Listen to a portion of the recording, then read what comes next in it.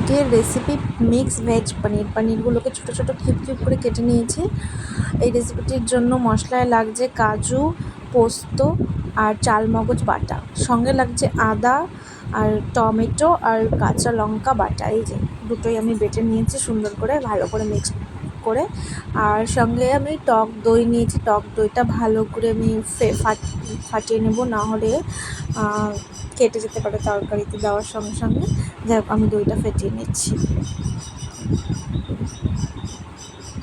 এই দেখো, দইটা ফ্যাটানোর পরে ঠিক এরকম হয়েছে, সুন্দর করে ফেটিয়ে নিয়েছি আমি। এরপর সব সবজিগুলোকে সুন্দর করে, ভেজিটেবলগুলোকে কেটে নিয়েছি ছোটো ছোটো করে। আছে ফুলকপি, দেখো সুন্দর করে কেটেছি ছোটো ছোটো করে।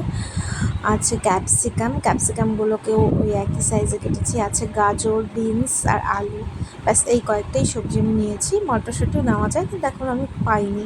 সঙ্গে পনিরগুলোকে আমি সুন্দর করে লাল লাল করে ভেজে নিয়েছি, আর ভেজেসগুলোকে আমি একটু হালকা ভেজে নিচ্ছি।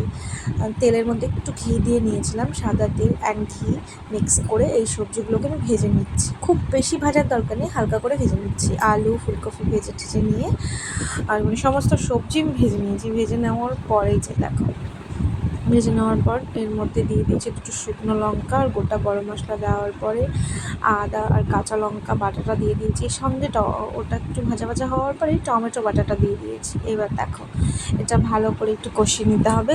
এই দেখো কষিয়ে নিয়েছি। এর মধ্যে দিয়ে দিলাম একটু হলুদ গুঁড়ো, একটু দিয়ে দিলাম লঙ্কার গুঁড়োটা নিজেদের পছন্দ অনুযায়ী দেবে, যে যেরকম ঝাল খেতে ভালোবাসে, অথবা কাশ্মীরি লঙ্কার গুঁড়ো দিলেও হবে। আমি একটু ঝাল ভালোবাসি, তাই একটু ঝাল দিলাম। এবার এটাকে ভালো করে কষিয়ে নেব।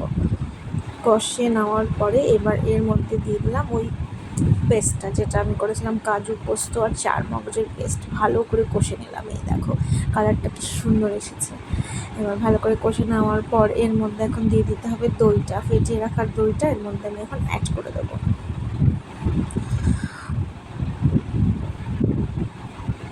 দইটা অ্যাড করে দিলাম। এবার দইটাকে ভালো করে কষিয়ে নেবো। দেখো, তেল ছাড়তে শুরু করে দিয়েছে দই কষানোর পরে। এইবার এর মধ্যে সবজিগুলো সব দিয়ে দিতে হবে, যত ভেজে রেখেছি ভেজিটেবলগুলো, সেই ভেজিটেবলগুলো এর মধ্যে দিয়ে দিতে হবে। ভালো মতো তেলটা ছেড়ে দিয়েছে, দেখো কি সুন্দর হয়েছে। যাই হোক, এবার আমি সবজিটা ঢেলে দিই। এই যে আমি সবজিগুলো সব ঢেলে দিলাম, এগুলো হালকা ভেজে নেওয়া ছিল। এবার এর মধ্যে স্বাদ মতো চিনি দিয়ে দিলাম, আর নুনটা আমি আগেই অ্যাড করে দিয়েছিলাম। যাই হোক, যার যতটা প্রয়োজন নুনটা আর চিনিটা অ্যাড করে নেবে। এইবার এটাকে একটু ঢাকা দিয়ে রাখতে হবে কিছুক্ষণ, তাহলে সবজিটা জল ছেড়ে দেবে। এইবার কিছুক্ষণ পরে আমি ঢাকনাটা খুলে এর মধ্যে একটু জল দিয়ে দিলাম। এই জলটাই সবজিটা সেদ্ধ হয়ে যাবে। সঙ্গে আমি এই যে এখানে একটু ময়দা ফেটিয়ে রেখেছি, ভালো করে ময়দা গুলে রেখেছি, এই ময়দাটা এর মধ্যে অ্যাড করে দেবো, তাহলে সবজির থিকনেসটা খুব ভালো হবে। অল্প একটু ময়দা নিয়েছি, 2 চামচ মতো। ব্যাস, এইবারে পনিরগুলো অ্যাড করে দিলাম। পনিরগুলো অ্যাড করে দিয়ে একটু নাড়াচাড়া করে ওই ময়দাটা দিয়ে দিতে হবে এর মধ্যে। কমপ্লিট আমার রান্নাটা। এই দেখো, এই রান্নাটা কমপ্লিট হয়ে গেছে। এখন আমি সার্ভ করবো। থ্যাংক ইউ, দেখা হচ্ছে নেক্সট ব্লগে।